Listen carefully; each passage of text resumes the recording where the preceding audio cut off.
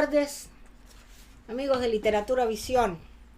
Llegando ya al final del mes de octubre, entrando en la época otoñal y seguimos aquí en Literatura Visión. Me acompaña María Josefa y Aurea, como siempre, y de esta manera comenzamos este episodio, este capítulo más de Literatura Visión que auspicia la Academia Norteamericana de Literatura Moderna Internacional. Déjeme darle las gracias a aquellas personas que nos han saludado, nos saludan desde todas las partes, especialmente saludan a Aurea y saludan a María Josefa y me piden constantemente que les deje el saludo y el abrazo que sienten por ellas. Es el momento de decírselo. Bueno, muy agradecida por Seguro. ese cariño que sé que me llega porque lo siento. Bueno, pues entonces abrimos el programa, como habrán visto, con unas vistas y una música muy linda de lo que es La Habana antigua, La Habana de 1900, La Habana del principio, porque de eso se trata el trabajo de hoy. Hoy vamos a hablar sobre las raíces de la cultura cubana y tenemos cosas muy lindas que mostrarles. Entonces, la cultura cubana, que es el resultado, porque cuando hablamos de la cultura, no podemos decir que la vimos florecer en una época o en otra. La cultura es una raíz que va floreciendo, va llegando año por año, siglo por siglo, y va creando lo que nosotros conocemos en el día de hoy. Pero la cultura cubana es el resultado de la fusión de dos raíces esenciales, procedentes una de España y otra de África. Esto ocurre mucho en todo lo que es la América Latina y en parte de Sudamérica también. Ambas caracterizadas por la pluriculturalidad, que es un ejemplo de la transculturación, debido a que es un proceso que durante varios siglos, por asimilación en algunos casos y rechazo en otros, los diferentes componentes etnoculturales fueron conformando una identidad propia o netamente cubana. Hubo otras influencias, pero mucho menos pronunciadas. Tanto lo español como lo africano tenían raíces inmediatas y profundamente populares. Lo auténticamente cubano es, en gran medida, una combinación de lo popular español y de los elementos culturales de la población africana. La nacionalidad cubana se forma desde que se enfrentan estas dos culturas, la aborigen y la española. Se enriquece más con la llegada del africano y surge lo que nosotros conocimos como el criollo. Ya el individuo netamente cubano es el producto de esta fusión. Entonces, la ama a su tierra, el criollo ama a su tierra y se enfrenta con los españoles. Hay una modificación del idioma, pues ya no se habla como los españoles. La cultura cubana adquiere una forma caracterizada por la forma de vestir, de proyectarse, entre otras manifestaciones. Y aquí ocurre algo importante, que es lo que el doctor, historiador, don Fernando Ortiz, gran ejemplo de nuestra cultura, habla de lo que es la transculturación y nos dice en esta forma, con palabras de él, y cito: son los variadísimos fenómenos que se originan en Cuba por las complejísimas transmutaciones de cultura que aquí se verifican, sin conocer las cuales es imposible entender la evolución del pueblo cubano, tanto en lo económico como en lo institucional, jurídico, ético, religioso, artístico, lingüístico, psicológico, sexual y en los demás aspectos de su vida. La verdadera historia de Cuba es la historia de sus intrincadísimas transculturaciones. Primero, la transculturación del indio paleolítico al neolítico y la desaparición de éste por no acomodarse al impacto de la nueva cultura castellana. En otras palabras, la transculturación es un proceso ininterrumpido. Es asimilar sin perder la raíz propia.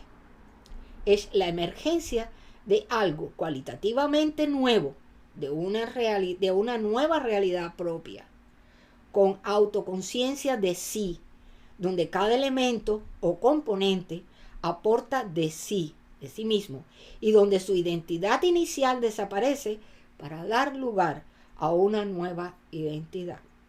Desde que las personas nacen hasta que mueren, están en un proceso constante de transculturación. Y es dentro de este esquema donde se desarrolla la historia literaria cubana. Vamos a ver cómo surge y cómo se desarrolla a lo largo de la historia. La literatura concebida en el siglo XX muestra el esplendor y la madurez de la escritura cubana. Postmodernismo, vanguardia, neobarroco, literatura conversacional, realismo, estilos todos diversos, emergiendo en solo 100 años a través de las voces y del genio de hombres y mujeres que hicieron de la escritura una forma más de la existencia. Uno de los rasgos más acusados de la diversidad hispanoamericana pone el acento en la negritud. Hablando de la importancia de este tema dentro de la sociedad cubana, en su órbita se inscribe la novela abolicionista, cuyo surgimiento tiene lugar en el pasado siglo, en plena colonia. Especie narrativa singular, fue elaborada por los intelectuales cubanos y era parte de un programa reformista que se inclinaba hacia la definitiva desaparición de la abominable institución, la esclavitud. De manera general, podemos decir que los novelistas cubanos que trataron el tema de la institución abominable, como le mencionaban, elaboraron un proyecto literario en el cual se exageran los vicios de la clase esclavista. Se otorga énfasis al carácter noble del esclavo y al inhumano del amo. O sea, siempre se exageran los puntos para darle más relevancia de acuerdo a lo que escriben, pero las cosas a veces no son así. Exponer las costumbres privadas y públicas de la sociedad esclavista de manera crítica, presentar unos y otros, amos y esclavos, mezclados para ser fiel a la realidad, crear una literatura verista que describa las relaciones entre ambos, divulgar dentro y fuera de la isla las verdaderas condiciones sociales imperantes, no ocultar las pésimas condiciones morales y la relajación de las costumbres son los puntos esenciales de estas obras escritas por autores y novelistas cubanos. Por la conveniencia de recurrir a la novela, por ser esta el género de mayor difusión entre los lectores. Para los historiadores cubanos, pensar la novela de nuestro gran siglo colonial significa poder obtener variadas informaciones y análisis del tema específico que se pretende investigar. En el periodo que se enmarca desde 1837, donde surge la primera novela editada en Cuba, hasta 1898, fin jurídico y político de la dominación española, la novela muestra entramados sociohistóricos que salvan su notable pobreza estética, elementos que han sido ya tratados por autores del patio. Se observa que la mayoría de las novelas del período se ubican en los contextos geográficos y escenarios citadinos o rurales de los occidentales del país. Y era lógico, porque el mayor desarrollo económico y social de Cuba desde su iniciación colonial se desbalanceó por razones geográficas, climáticas e históricas hacia el occidente y parte del centro de la isla. En la década de los 30, la burguesía reformista promovió su nacimiento y desarrollo, y ese reformismo determinó a lo largo del siglo la limitación de rupturas radicales o revolucionarias. Así, la novela Cecilia Valdés de Cirilo Villaverde, Sab de Gertrudis Gómez de Avellaneda, Mi tío el empleado de Ramón Mesa, Sofía de Martín Morúa Delgado y otras navegan en idéntico sentido. De esta forma, encontramos la importancia entre el historiador y el novelista como dos elementos esenciales para relatar la historia de los pueblos, la sociedad de los pueblos. El historiador debe eliminar la anquilosada idea de verse a sí mismo trabajando frente a documentos de archivo como única fuente fiables de labor. La producción contemporánea de saberes necesita pretender todas las fuentes de información y análisis. Esa aspiración consiste también en estar dispuestos a entender y amar a la novela, puesto que la relación social entre la novela y la historia es el amor, de lo posible que sin contratos firmados en papeles pervive en el tiempo. Es importante entender que la novela a veces es un punto muy auxiliar para poder traer datos específicos de la historia, porque fueron los escritores los que narraron parte de lo que se vivía en su momento, de acuerdo a la sociedad en la que vivieron, y narraban cosas que de una manera o de otra ha sido la información que tenemos de la historia de nuestras sociedades anteriores. Bueno, ahora sigo escuchando esta narración, pero ahora en la voz de María Josefa, y más tarde pues seguimos con Aurea.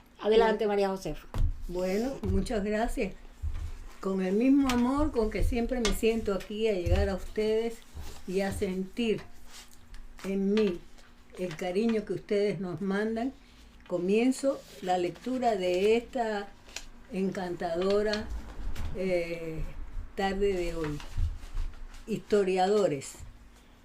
Para hablar como ejemplo sobre este tema, nos trasladamos a la historia de uno de los historiadores más completos sobre la cultura de la sociedad cubana de los primeros tiempos.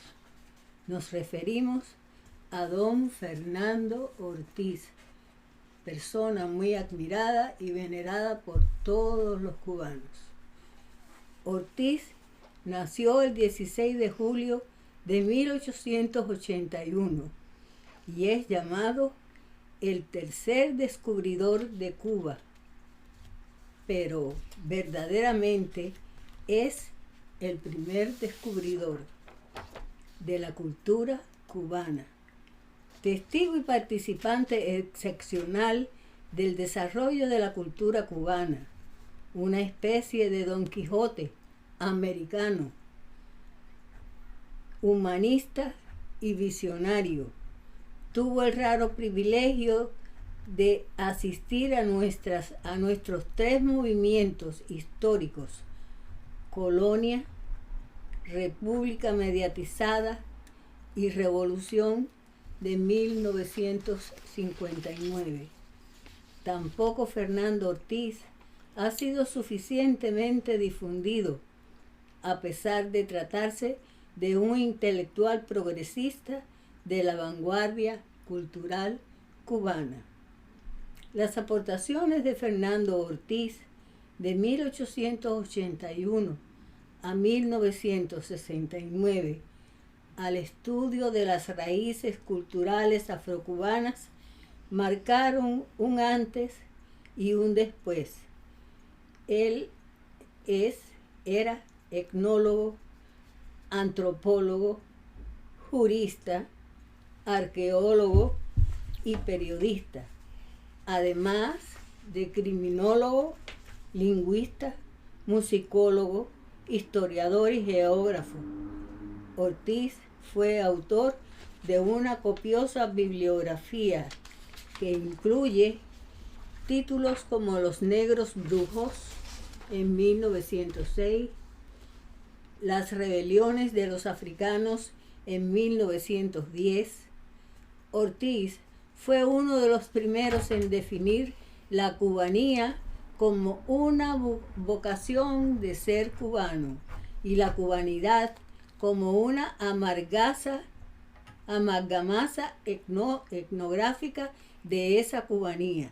Se considera su enorme obra como fundamental, basada en las raíces ignotas y escamoteadas de la realidad nacional y de sus contextos sociohistóricos.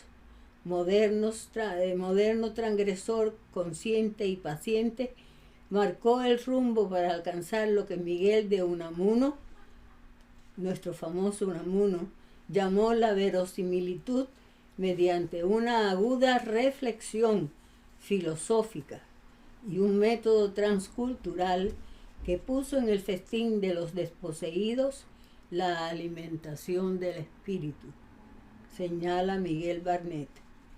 Ecos históricos. Desde el siglo XVI hasta finales del siglo XVIII se desarrolló un sentido de pertenencia, la patria del criollo, expresada de las más diversas maneras. La estructura típica eran premodernas. Estos fueron los pasos iniciales que dieron lugar al florecimiento de la cultura cubana. El proceso de transculturación en La Habana no se desarrollaba de la misma forma que en otros lugares como Oriente, debido a que era en La Habana donde mayormente se comerciaba. Los intelectuales de esta comunidad, caracterizados como la Ilustración reformista, son los primeros en expresarse de modo coherente y consciente en la historia cubana. Produjo una ruptura con los siglos anteriores. Este es un momento sumamente importante porque es como un salto a la modernidad, como dejar atrás lo que estaba y no permitir avanzar. Los intelectuales de la Ilustración reformista son los que por primera vez, de una manera coherente y consciente, se expresan en la historia cubana. Es la entrada a lo que se va a determinar desde el punto de vista cultural del siglo de oro de la cultura cubana. A principios del siglo XIX se distinguen en las letras figuras como José María Heredia, Gertrudis Gómez de Avellaneda, José Jacinto Milanés, Gabriel de la Concepción Valdés Plácido, Domingo del Monte y Cirilo Villaverde. Algunas de estas figuras celebrarán famosas tertulias literarias que reunirían a cultores de diferentes géneros literarios.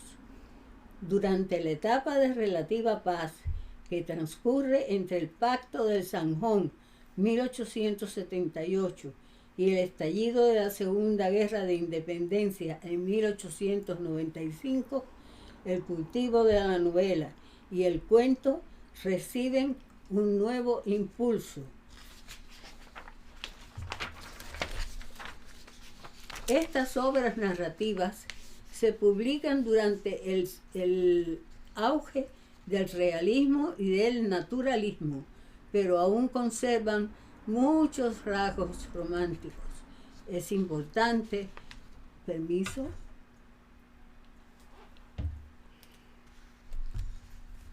observar que en ellas se encuentra un mejor cuidado de las técnicas narrativas, un cierto deseo de superar las deficiencias del estilo y los procedimientos algo flojos que predominaban entre los narradores de la época de Villaverde, Palma y Suárez y Romero, pero la experiencia de la guerra de 1868 penetra en los temas de estos novelistas de la segunda mitad del siglo y su posición frente a la realidad colonial es más definida que la de sus predecesores.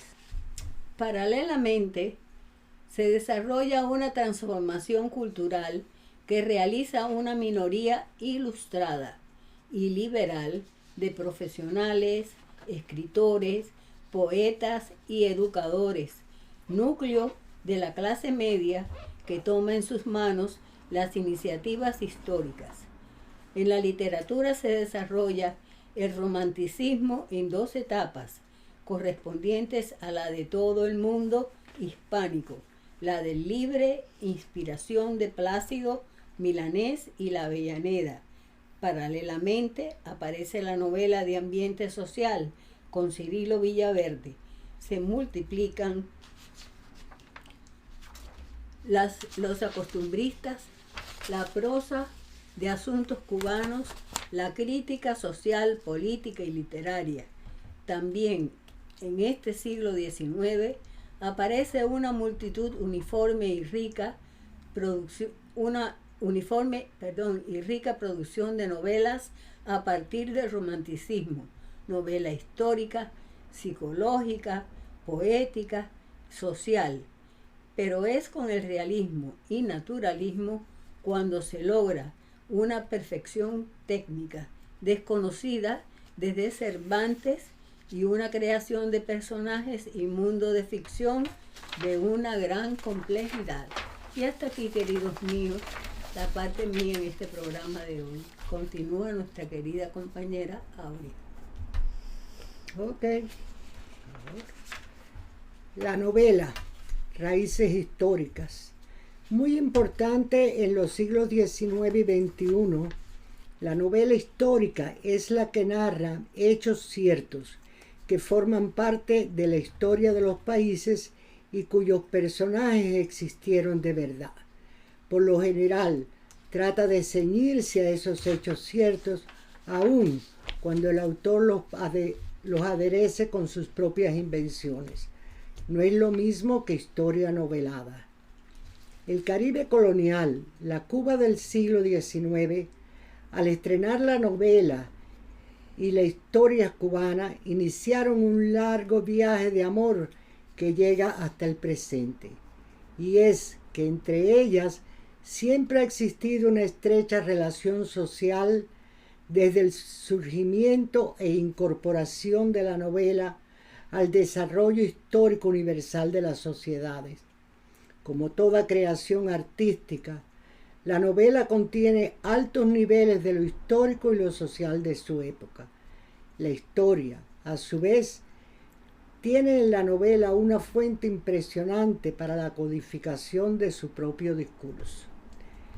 La denuncia antiesclavista, que clasifica como la más extensa en boca de un personaje esclavo de la novela de ese siglo, por ejemplo, cuando en Cecilia Valdés, la nana María de Regla, en una habitación de la casona, describe en más de 8 cuartillas las vicisitudes y horrores del mundo esclavo frente a las hijas de la señora doña Rosa Gamboa y la futura esposa de su hijo Leonardo.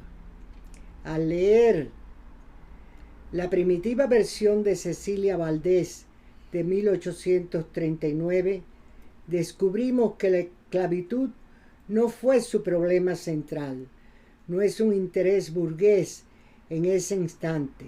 En cambio, para la versión definitiva, editada en 1882, tanto la burguesía como la isla en general ya han habido 40 años de historias.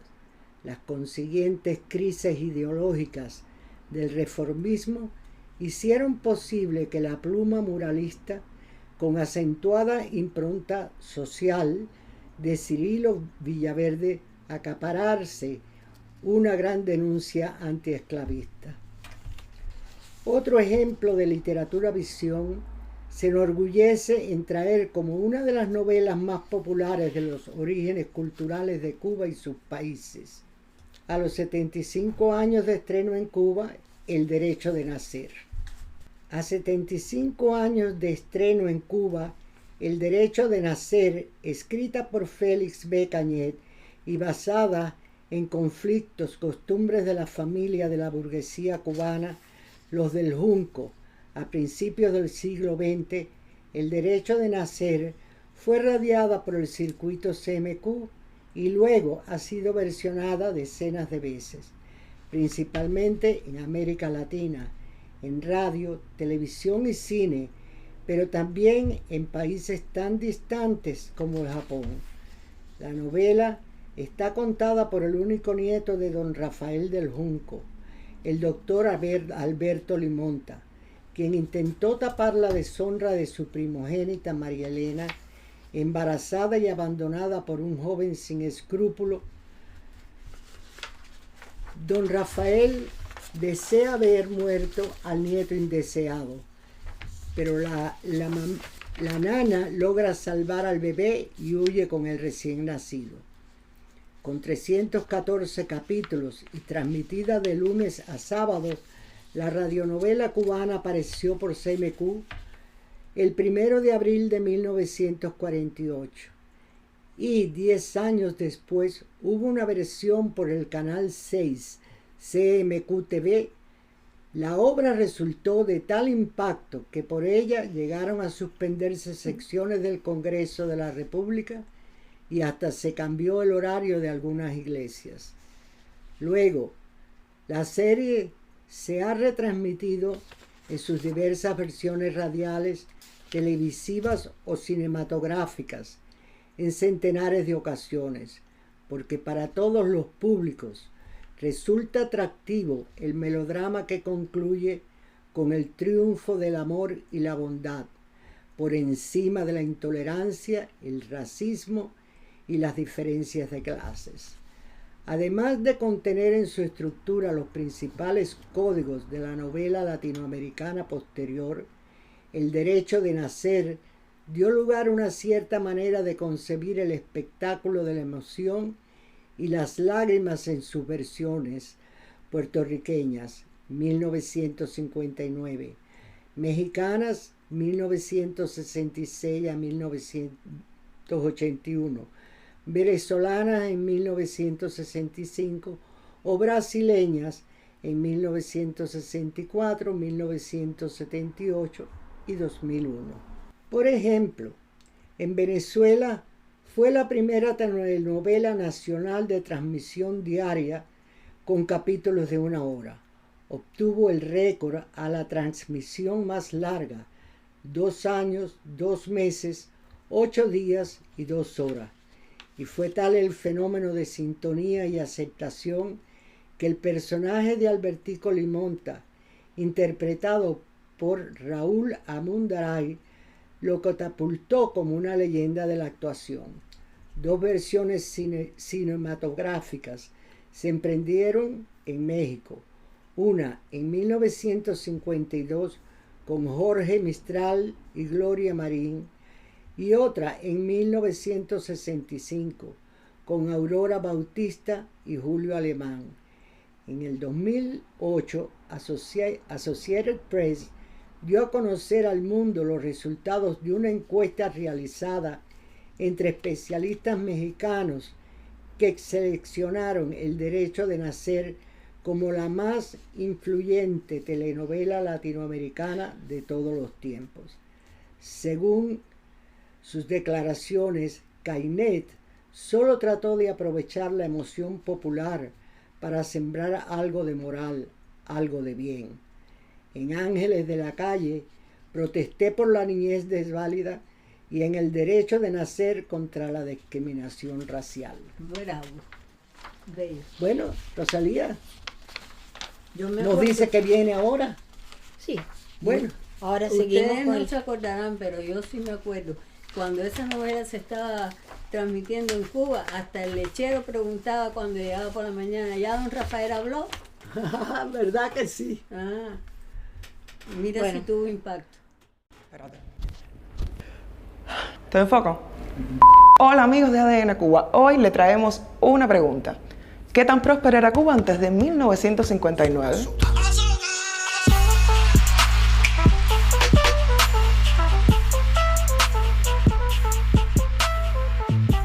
Cuba, antes de 1959, tenía una de las economías más desarrolladas de América Central y sus índices socioeconómicos eran superiores a los de regiones del centro de Estados Unidos o el sur de Europa. Puntos de referencia para el cubano de a pie que no se comparaba con sus homólogos de América Central o del Caribe. El primer sistema de alumbrado público que tuvo toda Iberoamérica, incluyendo España, se instaló en Cuba. ¿Sabías que el primer tranvía que circuló en América Latina circuló en La Habana? La primera demostración mundial de una industria movida por electricidad fue en La Habana. También en 1900, antes que a ningún otro país de América Latina, llegó el primer automóvil a La Habana. Y la primera ciudad del mundo en tener telefonía con discado directo sin necesidad de operadora fue La Habana. La Habana, La Habana, La Habana, La Habana en 1906. En 1922, Cuba fue la segunda nación del mundo en inaugurar una emisora de radio y la primera nación del mundo en radiar un concierto de música y en presentar un noticiero radial. En 1928, Cuba tenía ya 61 emisoras de radio y 43 de ellas en La Habana, ocupando el cuarto lugar del mundo, superada solamente por Estados Unidos, Canadá y la Unión Soviética. En 1935, Cuba se convierte en la mayor exportadora para Iberoamérica de libretos y grabaciones radiales. El primer país del mundo que construyó un hotel con aire acondicionado central fue Cuba. Se trató del Hotel Riviera en 1951. También el primer edificio del mundo construido con hormigón armado se hizo en La Habana, el Foxa, en 1952. Y les cuento, en 1954, Cuba poseía una vaca por cada habitante. Sí, una vaca por cada habitante. En 1956, la ONU reconoció a Cuba como el segundo país de Iberoamérica con más bajo índice de analfabetismo, solo el 23.6%. Haití tenía el 90%, España, El Salvador, Bolivia, Venezuela, Brasil, Perú, Guatemala y República Dominicana el 50%. En 1957, la ONU reconoció a Cuba también como el mejor país de Iberoamérica en números médicos per cápita, uno por cada 957 habitantes. En 1957, La Habana se convirtió en la segunda ciudad del mundo en tener cine en 3D y multipantallas, el Cine Radio Centro, hoy Yara. En 1958, según el Anuario Estadístico de Cuba, había en la isla 7.567 escuelas primarias públicas, gratuitas, señores, y 869 privadas, o sea, 8.436 en total. De las escuelas públicas, 1.206 estaban en el campo. A mediados de los años 50, la educación pública contaba con 25.000 maestros y la educación privada con 3.500. Había 7 veces más maestros públicos que privados.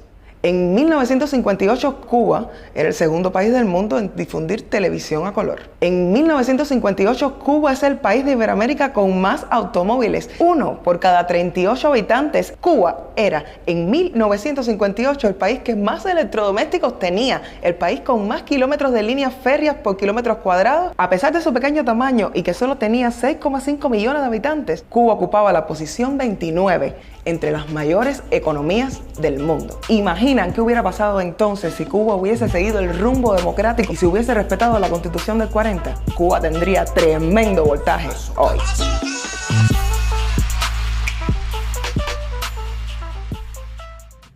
Entonces seguimos con el curso del programa y ahora, como siempre, viene Luis Alberto Ambrogio, el doctor Luis Alberto Ambrogio, con su ciclo de poetas dominicanos, y hoy nos presenta a una muy interesante poetisa, escritora, la doctora Julia Álvarez.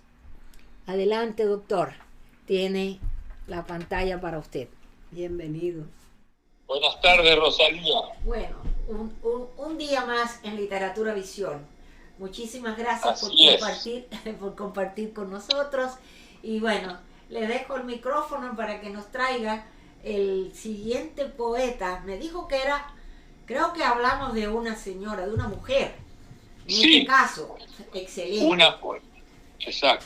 Bueno. Se trata de Julia Álvarez, que como digo es básicamente más bien conocida como novelista, pero también es una importante poeta dominicana estadounidense, porque ella nació de hecho en Nueva York el 27 de marzo de 1950, de padres dominicanos, que después de 3 meses de nacida regresaron y se la llevaron a la República Dominicana a vivir, y en donde creció por los primeros 10 años de su vida, porque en 1960 se fueron de la República Dominicana para vivir nuevamente en Nueva York a causa de las actividades políticas de su padre contra el dictador Trujillo.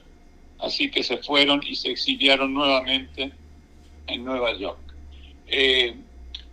Ella recibió en el año 1974 un premio por la Academy of American Poets, la Academia de Poetas Americana estadounidense, y el 20 de septiembre de 2002 ganó el Hispanic Heritage Award en literatura, el premio a la herencia hispana en literatura en el Kennedy Center en Washington, D.C. Y en ese año, en septiembre del 2002, fue declarada por la revista latina la Mujer del Año. Ella es sobre todo, creo, conocida por su novela que se tituló y que todavía en inglés también la publicó en español, How the Garcia Girls Lost Their Accents, publicado en Chapel Hill, North Carolina. Cómo las chicas García perdieron su acento. También tiene otras novelas como Yo, En el nombre de Salomé, y etcétera. Es interesante, bueno, en poesía escribió The Other Side, El Otro Lado, Homecoming, New and Selected Poems, y The Women I Kept to Myself, La mujer que guardé para mí misma.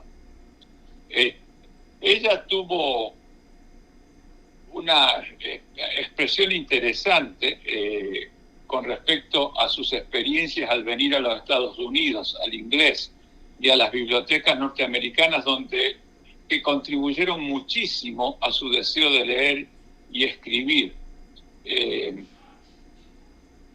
Obviamente en ese libro que comenté, que es tan popular, ella describe esa experiencia de perder su idioma cuando vino a los Estados Unidos y encontrar uno nuevo. Se enfoca muchísimo allí en el significado y sonido de las palabras en su nuevo idioma. Se graduó de Middlebury College en 1971 con su Bachelor of Arts. Después de empezar sus estudios en Connecticut College, recibió un MFA de la Universidad de Syracuse en 1977. Y luego enseñó por mucho tiempo, más de 12 años, la poesía en escuelas en diferentes ciudades de Estados Unidos y también en diferentes universidades. Siempre su enfoque fue la literatura y el escribir. En una entrevista, Julia Álvarez dijo que cuando era joven tuvo la idea de tratar de equilibrar lo dominicano y lo americano en su vida, pero fue más y más difícil hacerlo.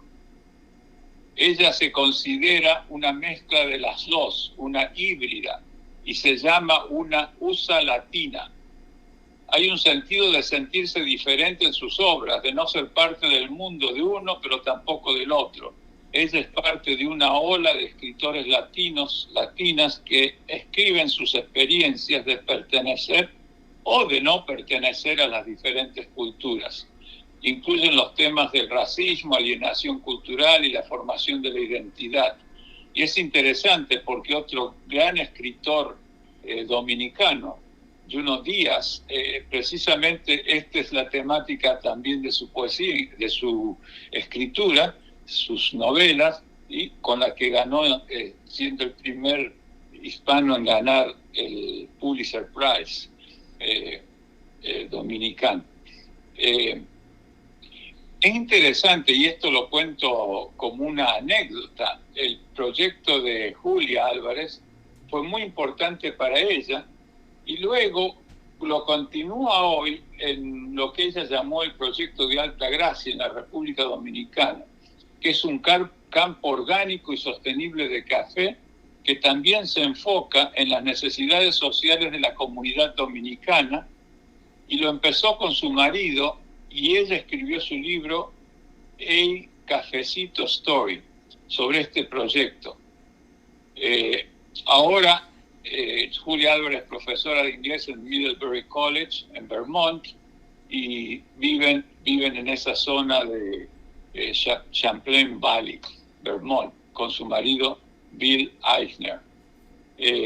Una interesante toda esta vida. Es increíble, por ejemplo, cuando vinieron en el año 1960, que ella tenía 10 años, solamente llegaron con las maletas y se mudaron a un apartamento pequeño en Brooklyn, muy lejos de la magnífica casa de la familia en la República Dominicana que tenían.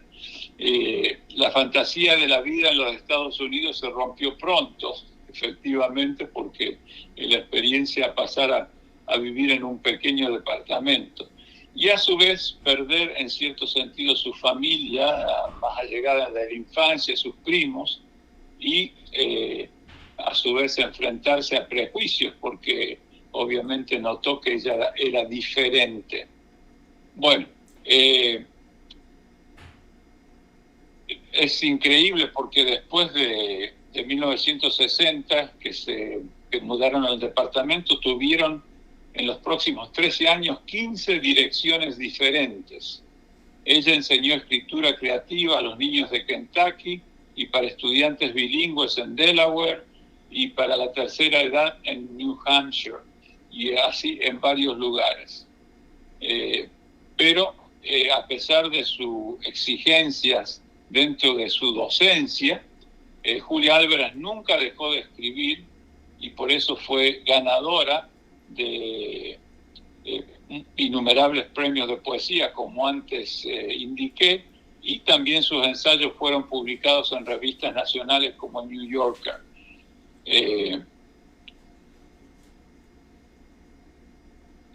De hecho, el libro ese de Cómo las muchachas García perdieron el acento, publicado en 1991, ganó la aclamación llevándose el premio Ben Oakland Josephine Miles, que otorga anualmente a los prometedores nuevos autores multiculturales,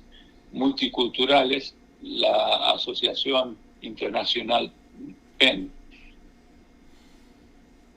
Muy bien. También recibieron, por supuesto, grandes elogios sus obras Mariposas y Salomé, incluyendo el premio Libro Notable de la American Library Association, de la Asociación de Bibliotecas Americanas, y el National Book Critics Circle Award, que es un premio sumamente prestigioso.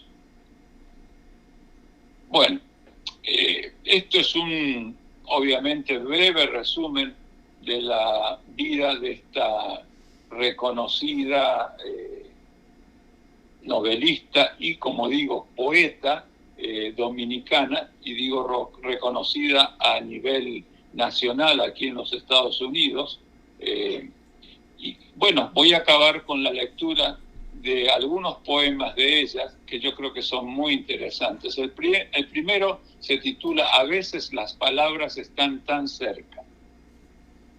A veces las palabras están tan cerca que soy más quien soy cuando estoy sobre el papel que en ningún otro lado, como si mi vida fuera practicar para la verdadera yo en que me convierto, desabrochado de lo anecdótico e innecesario y no presionada la figura del poema, línea por línea, el texto real que un niño podría entender.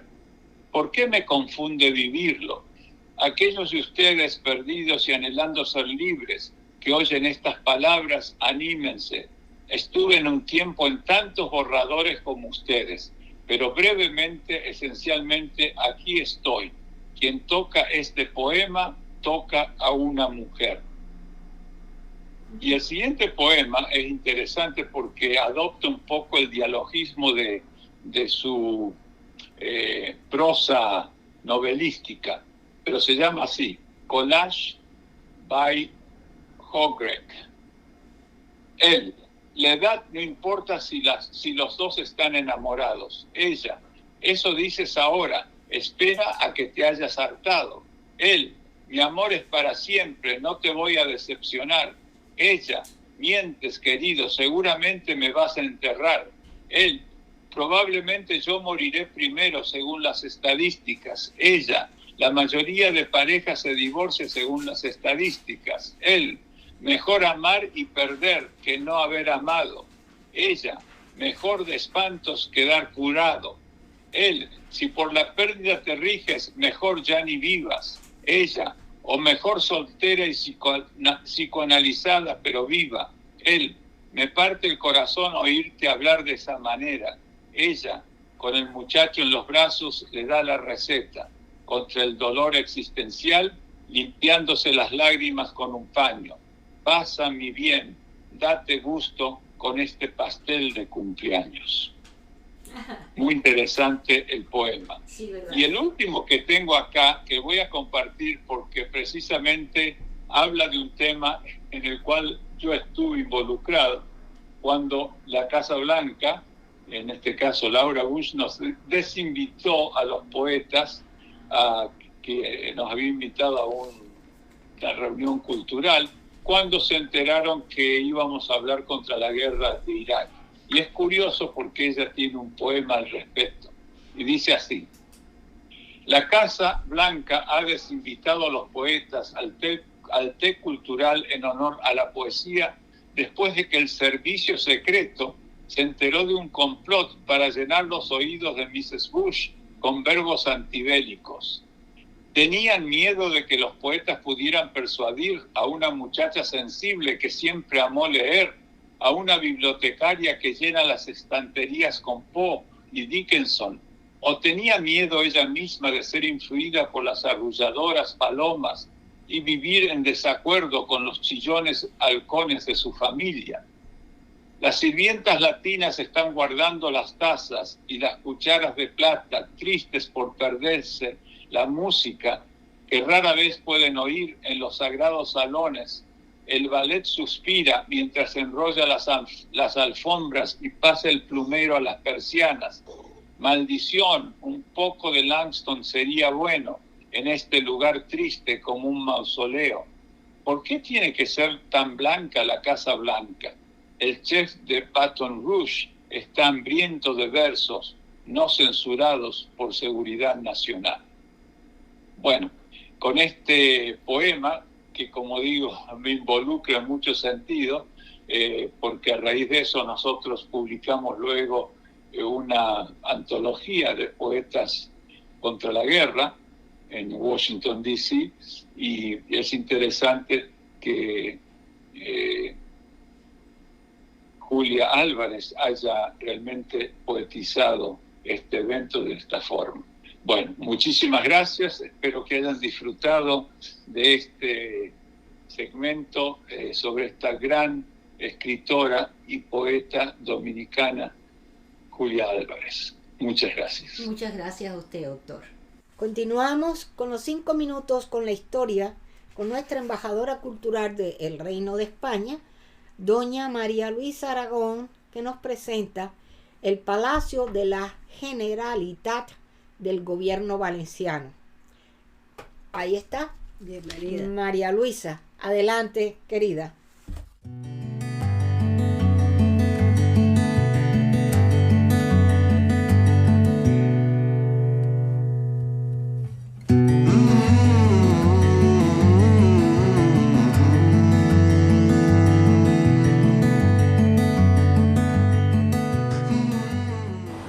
Les saluda Marisa Aragón desde Valencia, España, para Literatura Visión. La ciudad de Valencia posee en su patrimonio histórico y artístico que la forman un centenar de palacios de origen medieval, por las calles y plazas de su centro histórico. Encontramos características comunes en todos ellos.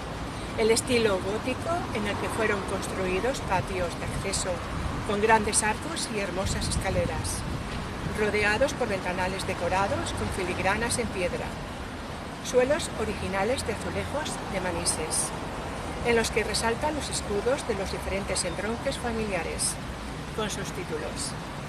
El Palacio de la Generalitat Valenciana está situado en el corazón de la ciudad, dentro del conjunto monumental de la Catedral, la Basílica de la Virgen de los Desamparados y la Torre del Miguelete. Fue declarado Monumento Histórico Artístico Nacional en 1931. El palacio se encuentra en el llamado Barrio del Aseo. Sus orígenes se remontan por el año 1362. La construcción del actual edificio se inició en el siglo XV. Es un edificio de estilo gótico valenciano, con intervenciones renacentistas. Posteriormente se le añadieron los dos torreones, ambos de estilo renacentista, con sus terrazas superiores coronadas con motivos de corte herreriano. El edificio lo compone de 3 alturas con ventanas rectangulares en la planta baja y con columnas en el piso principal. El torreón renacentista, cuya construcción fue posterior a la del cuerpo central del edificio, muestra una cuidada decoración de la época. En su interior se encuentra un patio que alberga una escalera gótica y unos artesonados espléndidos. En el interior del palacio se accede por la puerta principal, donde existe un patio descubierto de estilo gótico, con una escalera de 1525, por la que se accede al piso principal. Por otra escalera que da acceso al entresuelo del torreón, que posee un rico artesonado policromado, con mucho oro, por el cual se llama a esta estancia la Sala Dorada. De la Sala Dorada se pasa a otra más pequeña, obra de Mariano Benlliure. Del exterior destacan sus ventanales puramente góticos, que las torres se coronan con el frontón triangular propio del Renacimiento. Todos ellos tienen las mésulas decoradas con dragones, hojas de acanto y figuras antropomorfas en diferentes posiciones. En la esquina de la Torre Vieja, recayente a la calle Caballeros, encontramos el balcón de autoridades, a fin de que los diputados de la Generalitat pudieran contemplar desde él mismo la procesión del Corpus Christi. El antiguo emblema de la Generalitat se componía de la representación de los 3 estamentos que la formaban: San Jorge, en representación del estamento militar y nobiliario, la Virgen, en representación del brazo eclesiástico, y el ángel custodio, en representación de las ciudades, y portando el escudo medieval de la ciudad, los 4 palos rojos del Reino de Aragón, sobre fondo amarillo. El emblema actual de la Generalitat, adoptado oficialmente en 1984, se constituye con la heráldica del rey de Aragón, Pedro IV el Ceremonioso, representativa del histórico Reino de Valencia. Este distintivo consta de 2 elementos, escudo y timbre.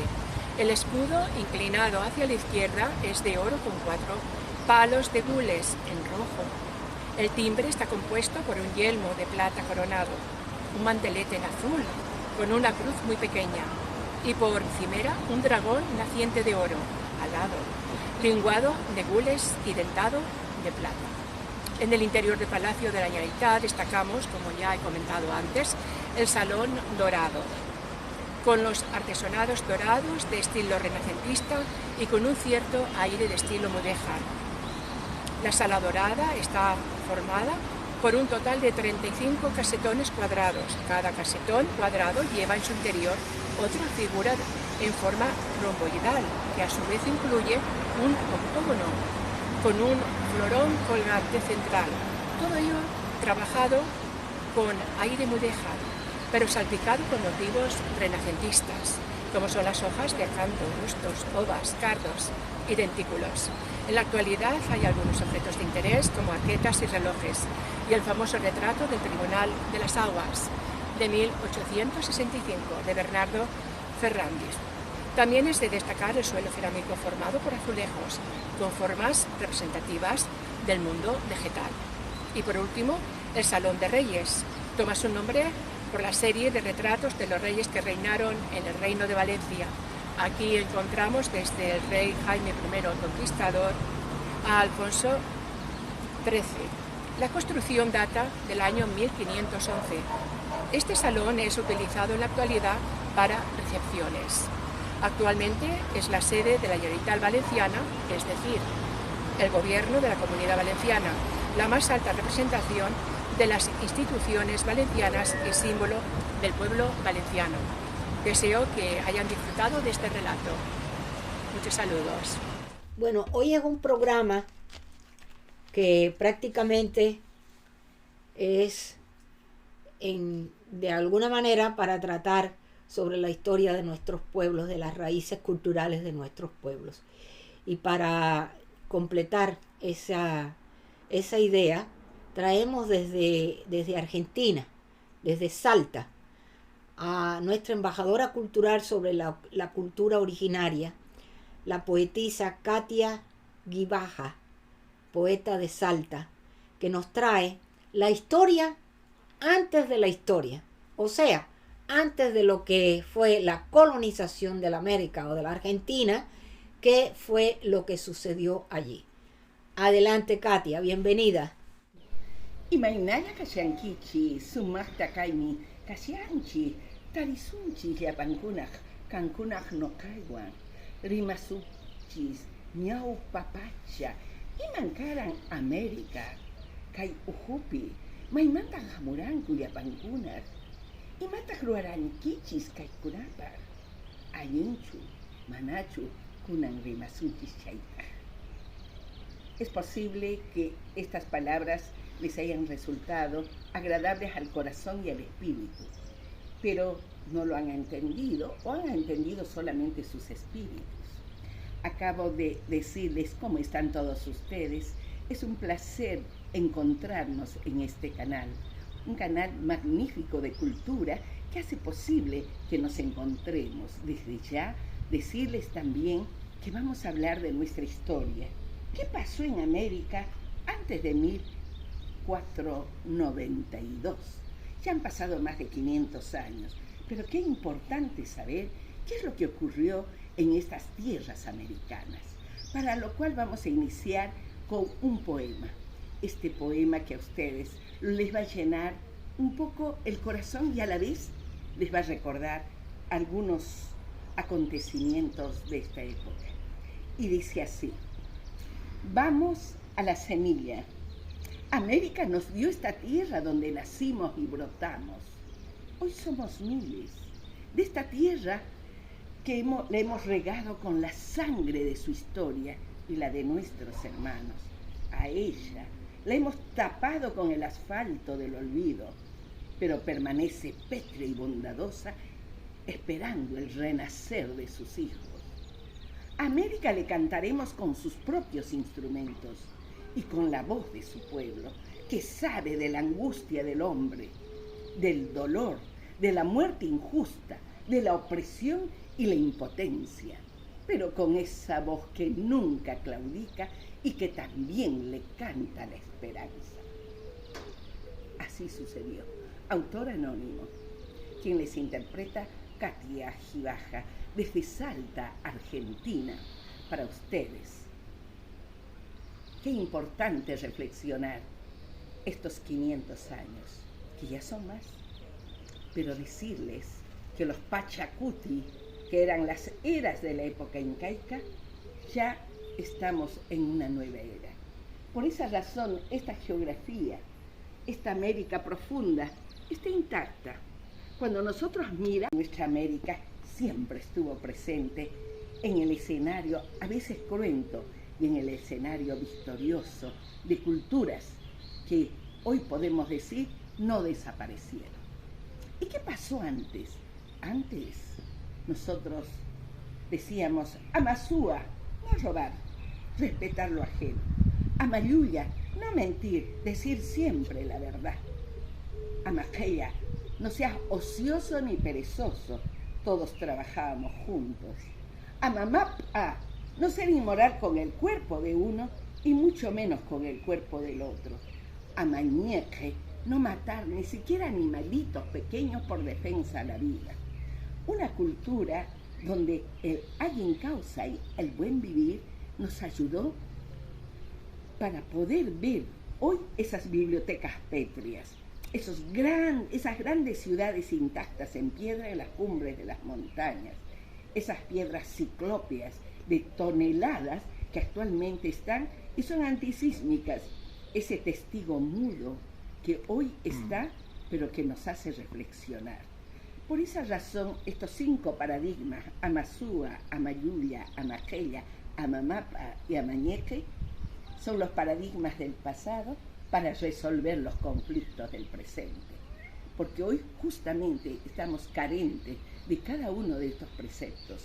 Ojalá tomáramos conciencia y nos demos cuenta que nuestras culturas de las cuales venimos, así de esta América profunda, son culturas que nos ayudan a entender este pasado histórico de una convivencia más sana, de esta convivencia que nos estaría diciendo a cada uno de nosotros, sí se puede.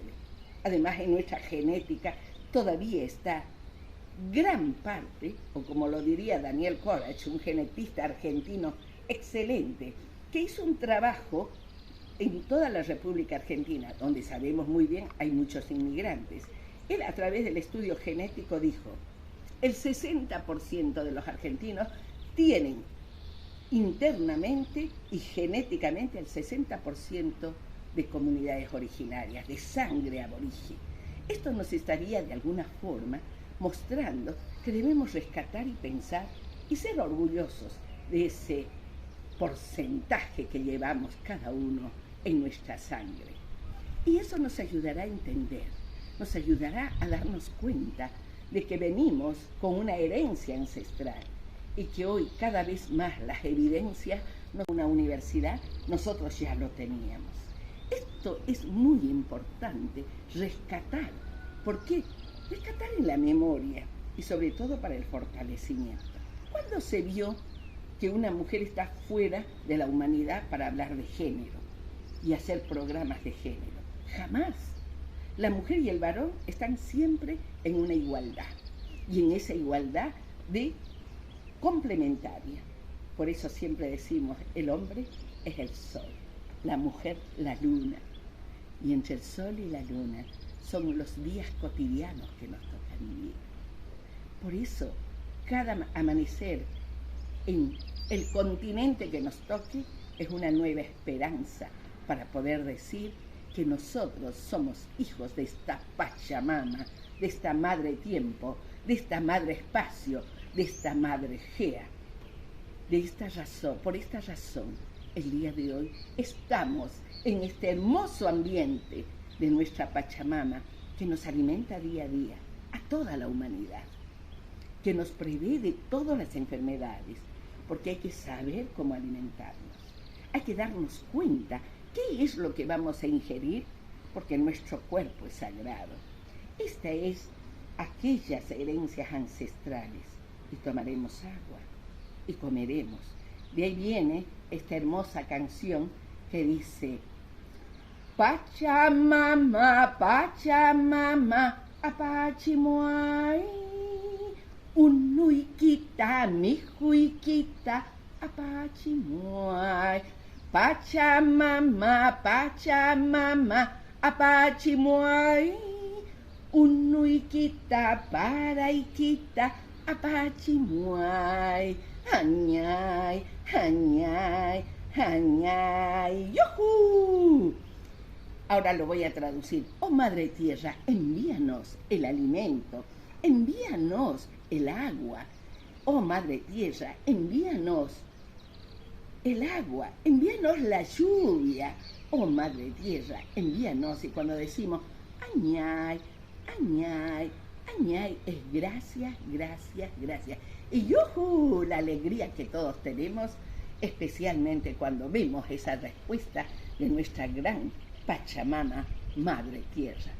Entonces, todos nosotros, ustedes, quien les habla, Katia Gibaja, desde ya, desde Salta, Argentina, les envío un fuerte abrazo. Marcacuiqui, Universidades de Mujeres, las famosas Achayahuasis.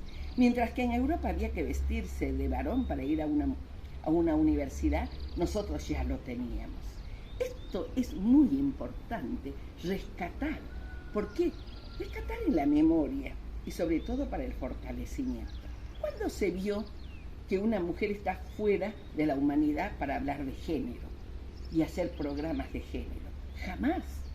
La mujer y el varón están siempre en una igualdad, y en esa igualdad de complementaria. Por eso siempre decimos, el hombre es el sol, la mujer la luna, y entre el sol y la luna son los días cotidianos que nos toca vivir. Por eso, cada amanecer en el continente que nos toque es una nueva esperanza para poder decir que nosotros somos hijos de esta Pachamama, de esta madre tiempo, de esta madre espacio, de esta madre Gea. De esta razón, por esta razón, el día de hoy estamos en este hermoso ambiente de nuestra Pachamama que nos alimenta día a día a toda la humanidad, que nos prevé de todas las enfermedades, porque hay que saber cómo alimentarnos. Hay que darnos cuenta qué es lo que vamos a ingerir, porque nuestro cuerpo es sagrado. Esta es aquellas herencias ancestrales, y tomaremos agua y comeremos.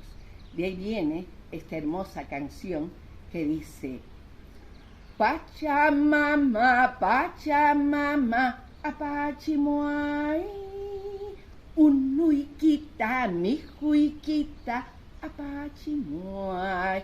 Pachamama, Pachamama, apachimuay, unuikita, paraikita, apachimuay. Añay, añay, añay, ¡yujú! Ahora lo voy a traducir. Oh Madre Tierra, envíanos el alimento, envíanos el agua. Oh Madre Tierra, envíanos el agua, envíanos la lluvia. Oh Madre Tierra, envíanos. Y cuando decimos añay, añay, añay, es gracias, gracias, gracias. Y ¡yujú! La alegría que todos tenemos, especialmente cuando vemos esa respuesta de nuestra gran Pachamama, Madre Tierra. Entonces, todos nosotros, ustedes, ¿quién les habla? Katia Jibá. Pues me alegro que les guste, porque desde España también traemos las anécdotas del profesor con el director del capítulo de la Academia Norteamericana de Literatura Moderna Internacional en el Reino de España, el doctor Juan Francisco Santana. Adelante, Juan Francisco.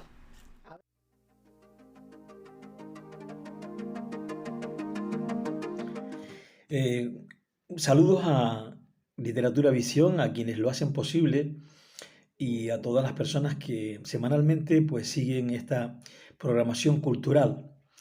En esta ocasión pues les hablo desde aquí, desde el lugar de siempre, desde Isla de Gran Canaria, para todos ustedes con un tema que he titulado Idealismo versus necesidad. Viendo, escuchando y padeciendo lo que está sucediendo a nivel político y social, en unos lugares más que en otros, en donde no se respeta al semejante porque se invade el espacio de sus derechos, olvidándose que los tuyos terminan donde comienzan los del otro. Me ha venido a la mente algo que escribía Friedrich Nietzsche y creo que es tan acertado que pudiera ser utilizado para una reflexión profunda, aunque para algunos eso de reflexionar está en un segundo plano, bueno, en un tercero, cuarto o quinto.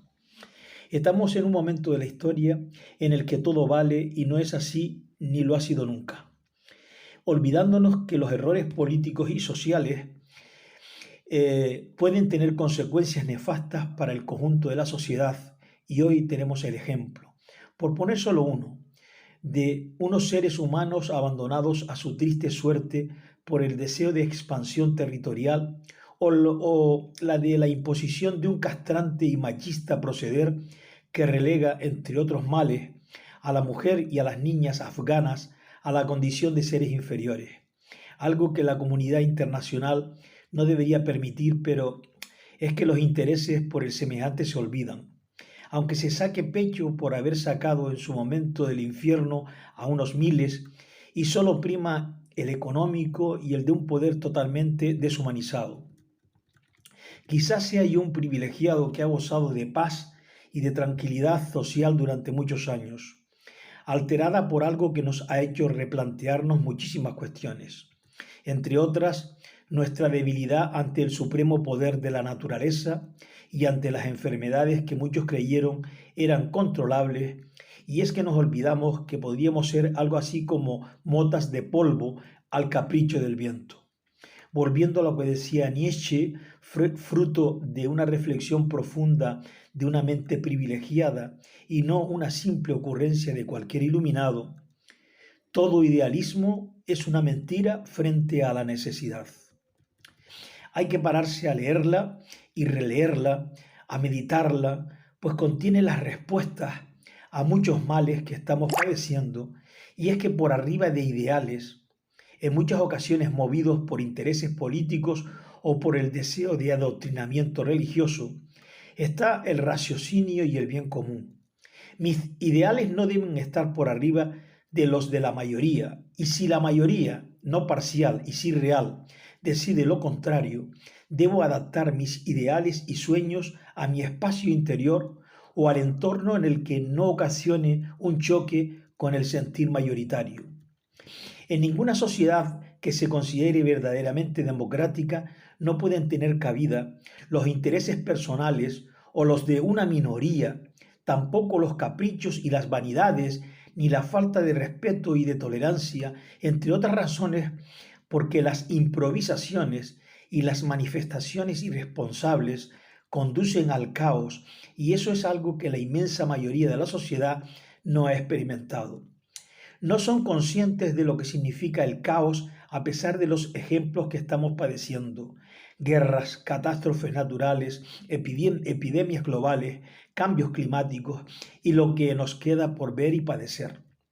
El caos y los caprichos deben ser derrotados por el sentido común y por la condición de que todo ser humano, eso sí, el que es respetuoso con los otros, tiene derecho a la dignidad con mayúscula, y es que, como decía Goethe, el que se precie de ser algo no debe menospreciar a los demás. Muchísimas gracias y un abrazo muy grande desde la isla de Gran Canaria. Bien, y ahora continuamos con Alba Lerny. Buenos días a todos, estimados amigos de Literatura Visión. Quiero aprovechar la oportunidad que me brindan para invitarles a visitar nuestra biblioteca, en la que encontrarán libros y audiolibros de las más variadas temáticas y autores de todas las épocas y nacionalidades. Les ofrecemos poesía, ensayo, cuentos, novelas. Todo lo que pensamos puede gustar a nuestros lectores y atraerlos para hacerles amar la lectura. Ese es nuestro único objetivo, el promover el amor por los libros y el respeto por los autores, muchos de los cuales casi han pasado al olvido, y son precisamente esos los que nosotros queremos rescatar para que los miles de lectores que nos visitan a diario puedan disfrutar de la belleza de sus obras. Cervantes, con su Don Quijote de la Mancha y las novelas ejemplares, Jorge Isaacs, con su novela María, Gustavo Adolfo Bécquer, con las rimas y leyendas, Santa Teresa de Jesús y cientos de autores más, le esperan en nuestra página. Muchas gracias. Saludos y mis respetos desde España. Ya vamos llegando al final de este programa y, como siempre, cerramos con los estelares de Literatura Visión. Hoy los estelares van enfocados en un evento que se llevó el pasado 24 de septiembre en Nueva York, con nuestra delegación del estado de Nueva York, que dirige su directora Maciel Álvarez, en un grupo ejecutivo que han hecho un trabajo muy interesante y que es lo que vamos a presentar en el día de hoy. tuve el honor de ser invitada a esta presentación. Desafortunadamente no tenemos el video completo, pero ven algunas vistas de allí. Que en este momento, antes de continuar, antes de presentar el trabajo, quiero agradecer a nuestra directora Maciel por habernos enviado esta que fue la cartelera, lo que ellos presentaron para hacer lo que se llamó la Mesa Redonda de Literatura, y estaban celebrando el mes de la herencia hispana. Aquí la academia tuvo su primera presentación en el estado de Nueva York bajo esta delegación, y se dio lectura en el Stony Brook University de Southampton.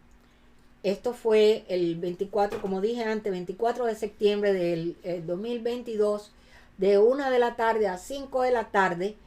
Y bueno, como les dije, aquí hay una serie de personas que auspiciaron también este trabajo. En las presentaciones que te estarán viendo, están viendo parte de lo que se hizo, las personas que participaron y los miembros de la academia. También debo agradecer al condado, la legislatura del condado de Suffolk,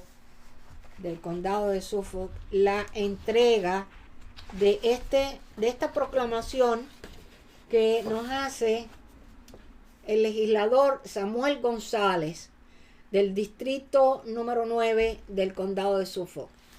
Aquí está la prueba, también la van a ver en el video, pero esto es una cosa que de verdad la academia agradece. No es con Rosalía, es con la academia, con quien llega, para donde llega esta proclamación, para ella, para los demás ejecutivos de nuestro grupo, que somos los que preparamos y presentamos la forma, el objetivo para poder llegar a nuestras sociedades, a nuestras comunidades, a través de todos los países a donde la academia tiene un capítulo y donde presenta estos objetivos, que son solamente la entrega del conocimiento de nuestro idioma, de nuestra literatura y de nuestras raíces literarias.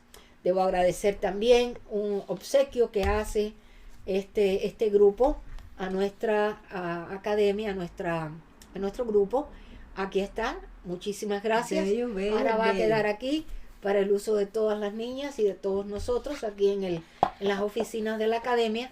Agradecemos todos estos pequeños obsequios que nos hacen de corazón y les entregamos aparte y además un gran abrazo a todos los que presentaron este programa, que nos enorgullece en el estado de Nueva York que nuestra academia siga dando frutos de esta naturaleza.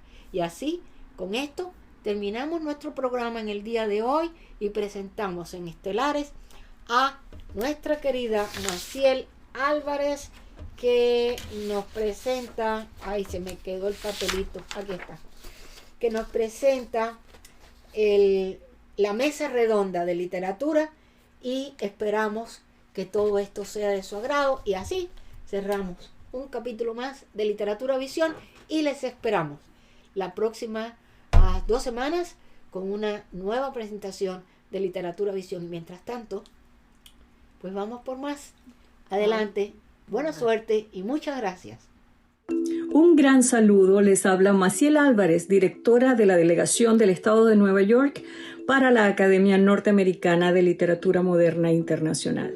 En esta oportunidad he venido a compartirles un breve de lo que recientemente ha ocurrido en nuestro distrito, del distrito del que se hace cargo nuestra delegación, y en un gran evento llevado a cabo en la Universidad de Stony Brook de Southampton.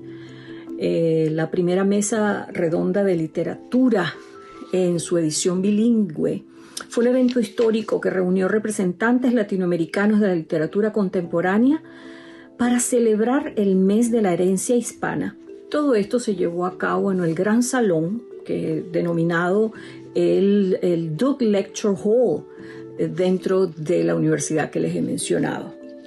Fue muy emocionante poder participar, fue muy grato recibir las palabras, fue un honor tener de alguna forma la participación de nuestra presidenta y fundadora, doña Rosalía de la Soledad, así como la participación activa de toda nuestra junta directiva, quien a través de nuestra secretaria Nikelma Mejías Nina hizo una participación poética en inglés y en español. De la misma manera, contar con las palabras de otro miembro de nuestra junta directiva, el poeta y escritor Rafael Tony Badía. De la misma forma, el vicepresidente de nuestra junta directiva, Luis Rodríguez, hizo acto de presencia en cada detalle de la organización. Y junto a mi persona pudimos prestar esta colaboración y siendo parte de la mesa organizadora de esta primera mesa redonda, que fue todo un éxito. Es importante destacar que también a este evento se dieron cita algunos representantes del gobierno del condado de Suffolk y para reconocer con el más alto honor, como es el de la proclama de parte del legislador Samuel González. En esta primera mesa redonda recibió el galardón nuestra presidenta y fundadora, así también como mi persona. Así que ha sido todo un honor contar con este reconocimiento y que habla de la contribución de la literatura y el desarrollo de la poesía y la cultura artística dentro de el condado. Enhorabuena, felicidades a nuestra fundadora y bueno, agradecida de que se reconozca el trabajo que llevamos adelante para preservar nuestro hermoso idioma español, para preservar nuestra cultura hispanoamericana, latinoamericana, dentro de los Estados Unidos.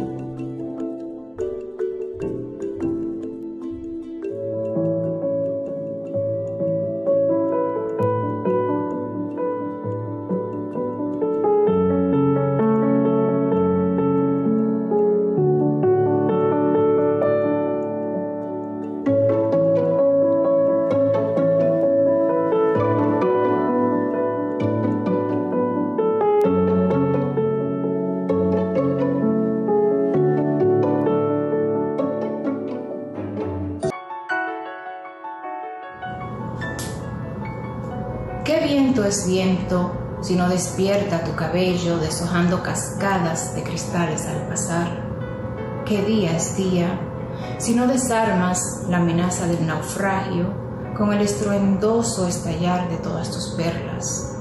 ¿Qué fuerza es fuerza si no rompes con un grito que derrote con malicia el eco de todas las terceras vencidas?